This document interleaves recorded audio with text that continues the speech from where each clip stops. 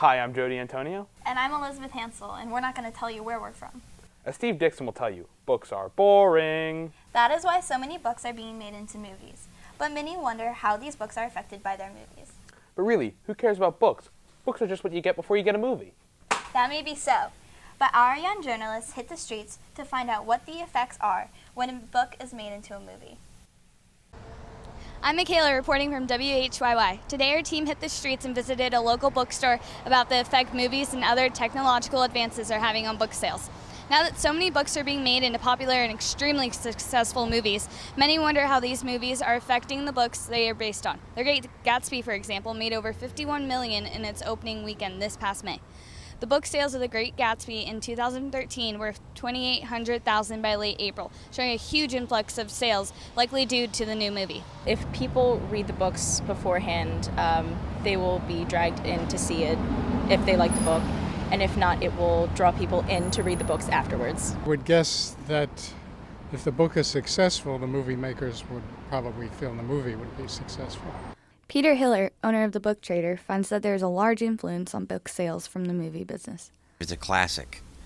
Not always, but usually if you get something like Fitzgerald or Hemingway or something like that, they really want to read everything. You know, everybody just tries to get everything they get their hands on. I mean, some of the best movies are the best books. I mean, War and Peace, we still have people coming to ask for that. Like the Walking Dead is the biggest influx from just people that are casual, you know, not really into the comics so much. Maybe they more so watch the show. They definitely come in and buy the comics when the comics, when the show's back on the air. Some people feel that with the larger numbers of movies based off of books, the movies do not do many of the books justice.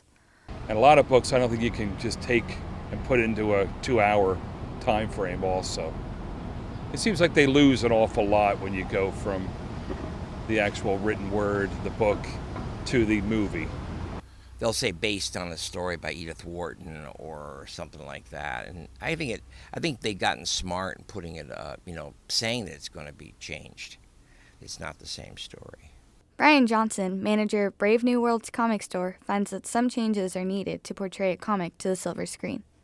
But things like V for Vendetta, the changes that they made for that actually made the story work for the movie, whereas it couldn't have worked necessarily the same as it was in the comic, because there are things you can do in comics that you can't really do in movies. But many comics are changing to match their movies. For example, the artists are changing characters' looks to match the on-screen actors.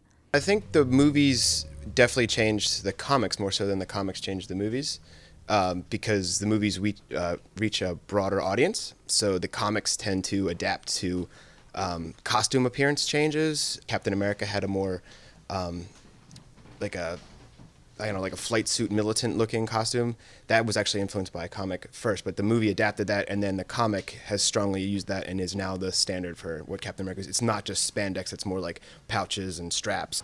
This is Michaela from WHYY signing off.